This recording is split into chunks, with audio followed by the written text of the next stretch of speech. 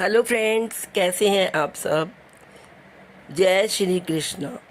दोस्तों, कृष्ण भगवान को कौन नहीं जानता। वो मुरली वाले, वो काली कमली वाले, वो चंचल रूप, वो लड्डू गोपाल, वो महाभारत वाले भगवान कृष्ण जिन्होंने अर्जुन को गीता का उपदेश दिया। उन कृष्ण भगवान की लीला अपरंपार है। लेकिन श्री कृष्ण भगवान अपने गुरुओं को कितना सम्मान करते थे, कितना आदर करते थे।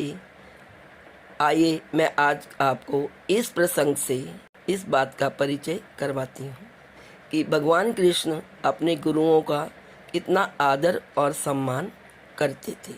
उनकी आज्ञा का कभी उल्लंघन नहीं करते थे और जो भी हो वो अपने गुरुओं की इच्छा को पूर्ण करते थे।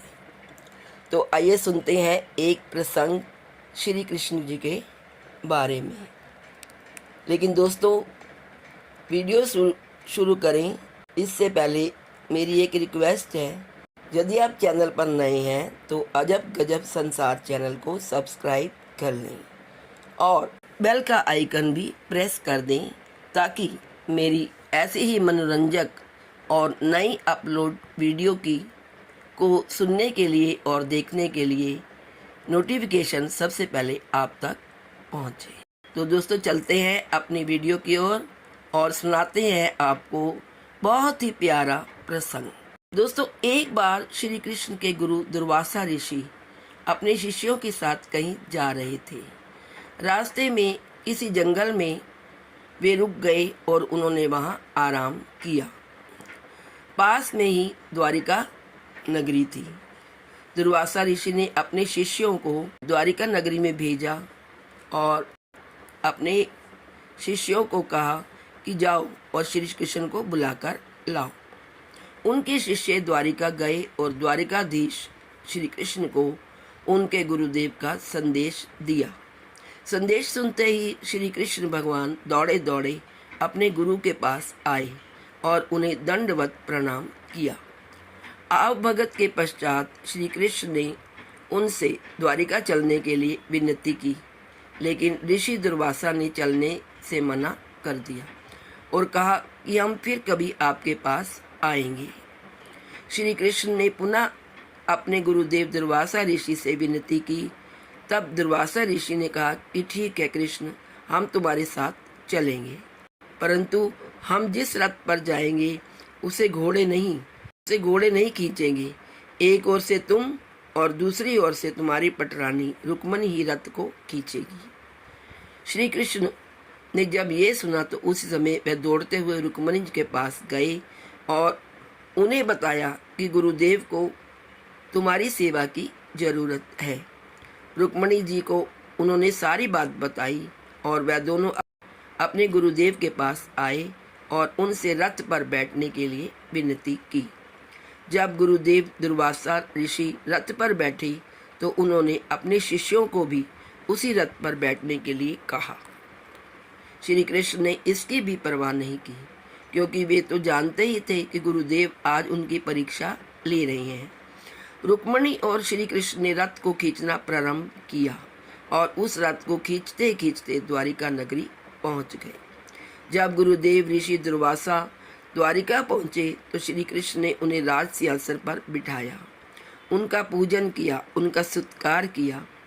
उसके पश्चात उन्होंने 56 प्रकार के व्यंजन भोग बनवाए और अपने गुरु के सम्मुख रखे। पर जैसे ही वह व्यंजन लेकर गुरु जी के पास पहुंचे, उन्होंने सारे व्यंजनों का तिरस्कार कर दिया। श्री कृष्ण ने पुनः अपने गुरुदेव से हाथ जोड़कर पूछा कि गुरुदेव, आप क्या स्वीकार करेंगे, आपके लिए क्या तैयार किया जाए। दुर्वासा ऋषि ने खीर बनवाने के लिए कहा। श्री कृष्ण ने आज्ञा मानकर खीर बनवाई। खीर बनकर आ गई। खीर से भरा पतीला दुर्वासा ऋषि जी के पास पहुंचा। उन्होंने खीर का भोग लगाया। थोड़ी सी खीर का भोग लगाकर उन्होंने श्री कृष्ण जी को खाने के लिए कहा। उस पतीले में से भगवान श्री कृष्ण ने थोड़ी सी खीर खाई। तब उनके गुरुदेव दुर्वासा ऋषि ने श्री कृष्ण को बाकी खीर अपने शरीर पर लगाने की आज्ञा दी। श्री कृष्ण जी ने आज्ञा पाकर खीर को अपने शरीर पर लगाना शुरू कर दिया। उन्होंने पूरे शरीर पर खीर लगा ली, पर जब पैरों पर लगाने की बारी आई तो श्री कृष्ण ने अपने पैरों पर खीर लगाने से मना कर दिया। तब श्री कृष्ण जी ने कहा, हे गुरुदेव, यह खीर आपका भोग प्रसाद है, मैं इस भोग को अपने पैरों पर कैसे लगा सकता हूँ? मैं इसे अपने पैरों पर नहीं लगाऊंगा। उनके गुरुदेव श्री कृष्ण जी से अत्यंत प्रसन्न हुए। उन्होंने कहा, हे वत्स, मैं तुमसे अति प्रसन्न हूँ। तुम हर परीक्षा में सफल रहे। मैं तुम्हें आशीर्वाद देता हूँ कि पूरे शरीर में तुमने जहाँ जहाँ खीर लगाई है वह अंग वज्र के समान हो जाएगा। तो दोस्तों, इसलिए ठाकुर जी के चरण कमल अति कोमल हैं और उनसे प्रेम करने वाले साधक इन युगल चरण कमलों को अपने हृदय रूपी सिंहासन पर धारण करने के लिए जीवन भर प्रयास करते रहते हैं।